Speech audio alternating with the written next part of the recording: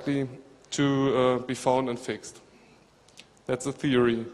But once software becomes large and complex, there may be only a few or no capable, motivated people inspecting it. On the other hand, there might be attackers who are motivated to spend more time finding bugs or exploitable features than the community of reviewers is. So, consequently, the important questions of open source is how much effort was spent by capable people in checking and testing the code, and whether they tell you everything. So, threats. I think you should put closed source on the list as well. Can you please speak into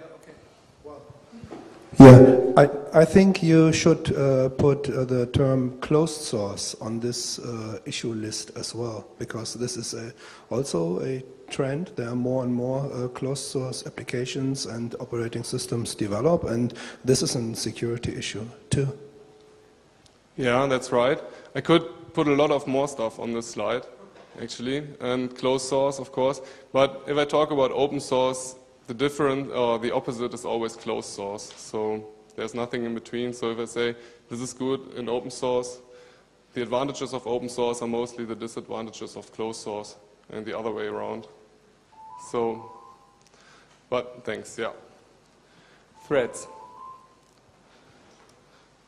One major difficulty that distinguishes cyber threats from physical threats is determining who is attacking the system, why, how, and from where. This difficulty stems from the ease with which individuals can hide or disguise their tracks by manipulating logs and directing their attacks through networks in many countries before hitting their final target. So many attacks go undetected and unreported. Vulnerabilities in themselves and the existence of methodologies to exploit those vulnerabilities do not constitute a threat to information resources. So a threat arises only when there's a threat source with the intent, capability, and opportunity to carry out an attack. So again, this list could be much longer, but I'm going to focus on 5 threat sources, namely criminal groups who attack information systems for purpose of monetary gain, insiders, mercenaries, who mostly work for payment by gaining commercial advantages for their paymasters by means of internal or external espionage, governments and organizations, as well as terrorists. So, if you want to figure out which threats and which threat sources are the most dangerous ones, you could use statistics. But unfortunately, most organizations do not yet know that their defenses have already been breached. Therefore, statistics are only the tip of the iceberg. As you can see, they say viruses have the biggest amount of losses. And on place 6, you can see unauthorized access, which makes less than 1/10 of the loss of viruses. But unauthorized access is actually the most dangerous threat source, the most dangerous threat, and statistics just don't tell anything about this. So, yeah. I don't really think statistics are a good measure or a good method to handle this topic. Okay, background. Now we talk about countermeasures, so how to protect against those threats. And again, more briefly. So countermeasures. Organizations that are unable to counter threats to their information assets will find their corporate credibility, business relationships, and expensively developed brand and brand image damaged. So security is not a product, it's a process. So you need processes, preventive technologies, detecting and reaction capabilities, an entire forensic system to hunt down and prosecute the guilty, but also things people know, relationships between people, how people relate to machines as well as computers, which are complex, unstable, and prone to errors. So especially if you want to counter insider threats, you have to know a lot about the people within your organization. So this is mostly an aspect which is not handled in too much detail, and we will see later on what the consequences are. Another thing is, only if you know your risks, you can protect against them. Therefore, you need to do risk assessment. Risk assessment is a general risk assessment is a part of harm minimization that investigates what you are protecting against, and how much the protection is worth to you. The goal is to provide some assurance that the cost of countermeasures is commensurate with the risks. Without risk assessment, organizations could spend too little or too much. So several methods for analyzing and managing risks exist. I'm going to talk about two. The first one is enterprise risk management. You can see risk assessment is one part of enterprise risk management, namely identify risk, analyze risk, and evaluate risks. And you have to establish a context, and you have to treat the risks, and you have to do monitoring and review, as well as communication and consulting. So risk assessment can be seen as part of enterprise risk management, and this is defined in the standard AS/NZS 4360. And this standard extends the traditional risk management by establishing the context and communicating and consult. Another method is CRUM, which is a trade-off between the impact of the risk and the cost of countermeasures. The method is a staged and disciplined approach embracing technical and non-technical aspects of security, and should be used during the system development process, throughout the operational life cycle of the system, and whenever any alteration, including enhancement, is made. So how does this work? You have analysis and you have management. In the analysis part, you have to identify and value your assets that make up the information systems. Then you have to identify the possibility of a problem occurrence and calculate the risk level. And then in the management steps, you have to use countermeasures and compare them against the security level. So this sounds very good, I guess, but as you can see, there will be always some vulnerabilities remaining, because often the countermeasures are too expensive to justify in implementation. So even if you know your risks, you sometimes just don't do anything against it because it's just too expensive. And especially in big organizations, you always have some vulnerabilities left, which is kind of the basis of information operations, because if you know about those vulnerabilities, maybe through insiders or something, you can attack this organization, and this can be kind of devastating.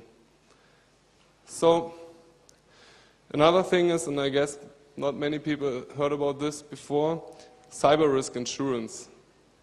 So technical countermeasures cannot completely reduce an organization's risk to security breaches. Therefore, more and more organizations turn to insurance to deal with the risk of substantial financial losses that remains after technical countermeasures have been implemented. So there are some companies which offer those policies, but as important as finding the right product is finding the right insurer. Key criteria are financial strength, experience, and claims philosophy. And to illustrate this a little bit, you do your risk assessment, as I explained before, then you reduce the risk of security breaches. Then the vulnerabilities which you know about and which are still there are reduced by insurance, so that you don't have too big financial risks. And only then you maintain your risk at an acceptable level. And you always have, this is an ongoing process which you have to do on a regular basis. And this means there's a trade-off between the amount that should be spent on countermeasures and the amount that should be spent on insurance. So, security policy. An information security policy describes the philosophy by which security is managed. The spine of a good security policy is risk assessment. It specifies who should be allowed access, to what resources, and how this access is regulated. So most organizations have their security policies, but in the majority of cases, they are not really enforced. So generally, in the end, it comes down to a matter of trust. Who do we trust enough to allow which type of access to what resources? It is important that security policies are realistic and that they address the needs using terms and definitions relevant to the organizations, because otherwise people simply work around them to the detriment of security. Okay, again a list which could be much longer. Again, I guess everybody of you knows about those security measures, so I don't have to talk about this in detail. Just to name some: secure the physical environment. Then you have to use firewalls as a perimeter defense. You have to implement intrusion detection and prevention capabilities. You have to audit to monitor authorized and unauthorized access. You have to encrypt information on its way through the networks and when it is stored on clients and servers. You should automate security as far as possible and create a computer security defense plan. We will analyze all those measures later on. I just have to explain it a little bit. I had to do this explanation so that you can follow me later on. So sorry if it's a little bit boring right now. So, network security. I just talked about intrusion detection and prevention a little briefly. Today, the use of tunneling and encryption means to put more content out of the reach of perimeter control. But unfortunately, when network traffic increases, intrusion detection systems are extremely challenging to understand and manage due to an increasing number of generated alerts. Intrusion prevention systems are either network-based or host-based, active inline devices that can detect anomalies in the regular routine of network traffic and then stop the possibly malicious activity. But even though intrusion prevention systems will prevent attacks, some might slip through. Then, deceptive tactics could provide another line of defense. Honeypots and honeynets are simply decoy deception technique that is increasingly popular. But unfortunately, honeypots are relatively passive deception that is easy to recognize by packet sniffers or system inspection. A real computer system that serves real needs is more likely to fool an attacker, and such a system could be part of active network defense. Okay, information assurance. Just a question, who of you heard about defense in depth already? Okay, some, that's good. So, information assurance stands for information operations that protect and defend information and information systems. A practical strategy for achieving information assurance is called defense in depth.